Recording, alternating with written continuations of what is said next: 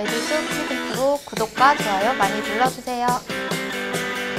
자, 지금까지 실업급여의 요건과 그리고 부당수급 그에 대해서 알아봤는데 제가 보니까 질의회신 내용이 좀 몇 가지가 있어요. 네, 간단하게 한번 갑으로 알아보도록 해볼게요. 부정수급, 예. 네, 부당과 부정의 차이는 뭔가요, 변호사님? 부당과 부정의 차이는 다음 시간에 제가 알려드리겠습니다.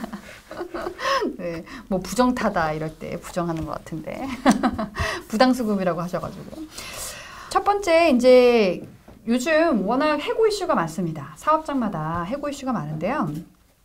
만약 내가 부당한 해고 판정을 받아서 다시 원직복직을 해야 되는데 원직복직하지 않고 사실 퇴직하는 경우 많이 있거든요. 예. 그러면 내가 부당해고를 당해서 구제 신청을 하면 약 50일 뒤에 이제 신문회의가 열리는데 50일 기간 동안에는 사실은 부당해고인지 아닌지 알 수가 없고 예. 일단 나는 퇴직 처리가 됐기 때문에 실업급여를 이제 신청한단 말이죠. 그래서 이제 실업급여를 이제 50일간 받고 있었습니다. 예. 그런데 50일 뒤에 부당해고 맞다라고 이제 판정이 된 거죠. 예. 이런 경우 내가 50일간 그 실업급여 받은 거를 다시 반환해야 되느냐 이런 궁금증이 있잖아요. 실제 부당해고라고 해서 실업급여를 받았는데 결과적으로 부당해고임이 인정된다면은 근무를 하고 있었어야 될 기간이기 때문에 실업급여를 받으면 안 될 걸로 보이는데 어떤가요? 그러니까 우리 노동부는 원칙적으로 이 부당해고 판정이 돼서 원직복직이 된다라고 하면 고용관계가 회복해서 다시 그 소급해서 회복된 걸로 보는 거죠. 네. 그러니까 퇴직한 사실이 없게 되는 거죠. 그래서 원칙적으로는 반환하는 것이 맞다. 그런데 물론 이런 경우 많이 있으실 겁니다. 그 신문회의 당일에 서로 간에 최종 마지막 근무한 날을 퇴직일 처리하고 예. 그냥 위로금 내지 퇴직 합의금조로 이제 금액을 이제 서로 합의한 다음에 화해조서를 쓰시는 경우 있거든요. 그때 이제 화해조서의 조건으로 마지막 최종 퇴직일에 난 공고사직을 받은 것으로 퇴직하기로 하고 합의금을 얼마 지급한다 라고 한다라고 하면 이때에는 근로관계가 고용관계가 다시 회복된 게 아니잖아요. 네. 소급적으로. 해서 이때에는 실업급여를 실제로 이제 지급하는 실무적으로는 그렇게 많이 이제 처리도 하는 거죠. 그럼 실질적으로는 부당해고라는 게 판정이 되지 않고 당사자 간의 합의나 화해 공고를 끝나는 경우에서는 실제로 부정수급의 문제가 일어나지는 않을 수 있다는 말씀이시네요. 네, 많은 그런 조건으로 이제 조건부로 사실은 합의를 많이 보기 때문에 네, 이런 또 질문도 많이 하시는데요. 나는 자격증을 대여해줬다, 대여해줬을 뿐이고 실제로는 일하지 않는다, 근로를 제공하지 않기 때문에 난 이런 경우 실업급여를 받고 있었는데 부정수급이냐라고 많이 물어보는 거죠. 근데 실제 자격증을 대여했다. 하지만 자격증을 대여한 사실을 알 수가 없고 자격증을 가지고 어떤 소득이 발생되고 있으면 이 부분은 일단 부정수급으로 보일 수밖에 없는 상황인데 당연히 부정수급으로 인정이 되는 거 아닌가요? 노동부는 이제 이런 거죠. 그 자격증을 대여했다는 얘기는 기본적으로 회사에서 4대 보험으로 등록된 자가 필요한 거거든요. 실제 일을 하는 것과 이제 무관하게. 그리고 이제 보면 월급도 또 나가는 형식으로 돼 있단 말이죠. 그래서 그 노동부 입장은 뭐냐면 실제적인 근로 제공 없이 자격증만 대여했다는 사실을 객관적으로 입증을 본인이 해야 되고 입증되지 않으면 부정수급으로 본다는 겁니다. 그러면 일단 자격증을 대여했든 말든 그건 일단은 부정수급으로 보고 대신에 나는 자격증을 대여했고 실제 전혀 일을 하지 않았다. 그걸 반대로 입증을 해내야지만이 부정수급의 그 혐의를 벗을 수 있다는 그런 네, 내용이 그래서 되겠네요. 자격증만 대여하는 그런 방식으로는 안 하시는 것이 좋겠죠. 근데 실제로 자격증을 대여했을 때는 어떤 자격일지 모르겠지만 처벌되는 경우가 상당히 많을 것 같은데 이 부분도 또 형사처벌 문제까지도 또 문제가 될 수밖에 없겠네요. 그럴 수 있겠죠. 네, 예. 자격증이 반드시 법적 의무사항이거나 이런 경우에는 예. 마찬가지로 좀 연속된 대상이 그런 얘기인데요. 실제로 내가 돈을 받지 않고 다른 사람의 일을 도와준다던가 그럴 수 있잖아요. 그렇죠. 사실 돈을 받지 않고 예. 이런 경우에 내가 신고를 원래 이제 하도록 하는 게 원칙인데 신고하지 않았다. 돈은 받지 않고 일했을 때 이런 경우에 부정수급에 해당되느냐. 근로제공 사실을 신고를 원래 하도록 돼 있습니다. 그러면 신고하지 않았기 때문에 부정수급이냐? 그렇게 보진 않는다는 얘기예요. 네, 설사 신고는 하지 않았다 하더라도 실제로 내가 돈을 무보수로 근로를 제공한 사실들이 이제 확실하다라고 하면 그때는 부정행위로 보지 않는다. 네, 이렇게 본다는 거죠. 결국 무보수로 근로를 제공했다면은 수급으로 볼 수 없다. 근로를 하고 있다고 하더라도. 그러나 이제 신고 의무는 있다. 신고하지 않아서 약간 좀 찜찜함이 남아 있을 수 있기 때문에 신고하시는 것이 좋겠죠. 네. 이것도 유사한 그런 질인데요.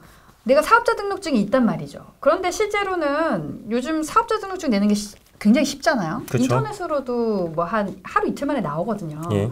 그래서 사업자 등록증만 갖고 있고 실제 매출도 없고 일을 하지 않습니다.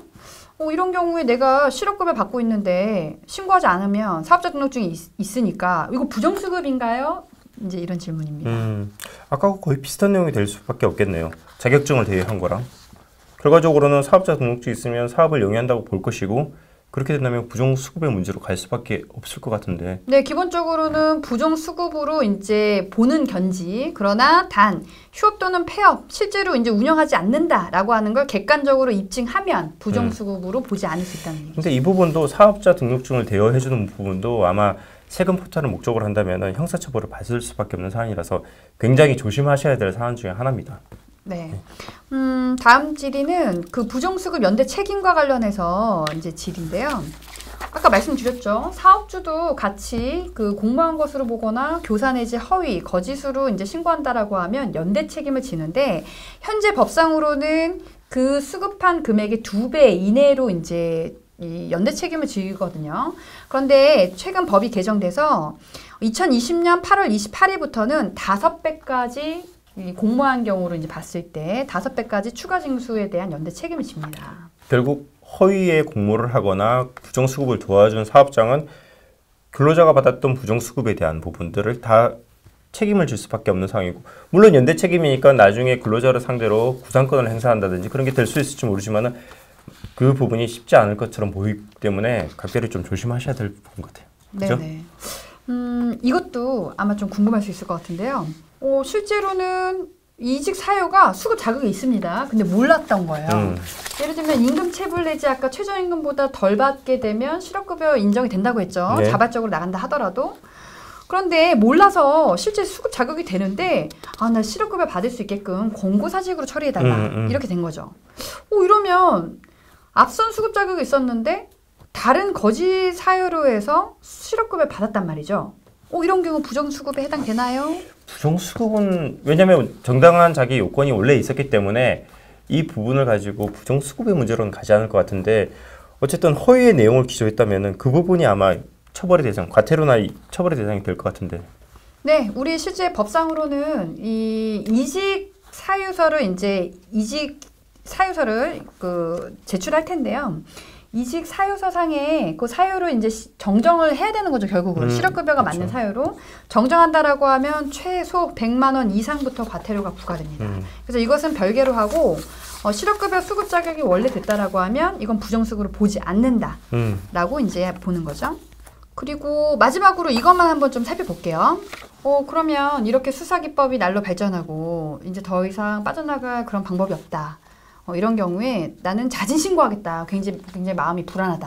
네, 이랬을 때 만약에 이제 조사를 받기 전에 나는 사실은 부정수급했어요라고 자진 신고를 이제 하게 되면 우리 이제 그 국가적으로는 이런 자진 신고자에 대해서 유도하기 위해서 반환에 대한 부분은 내가 500만 원 받았으면 500만 원 반환해야 되지만 추가 징수 2배에 해당되는 1000만 원은 안 내도 된다. 약간 지벌적인 규정에 대해서 면제를 받을 수 있다. 그렇죠. 그래서 우리 뭐라고 얘기하냐면 이런 자진 신고는 그 감면해주는 취지는 스스로 부정행위에 대해서 뉘우침이 있다는 점, 그리고 부정수급 조사의 협력을 촉진하기 위한 정책적인 부분들을 고려해서 면제를 하는데요. 이건 안 됩니다. 내가 출석 통지를 받아서 이미 의심되는 사람으로서 지금 이제 조사를 받을 예정이고 조사 이제 대상이 올라왔다.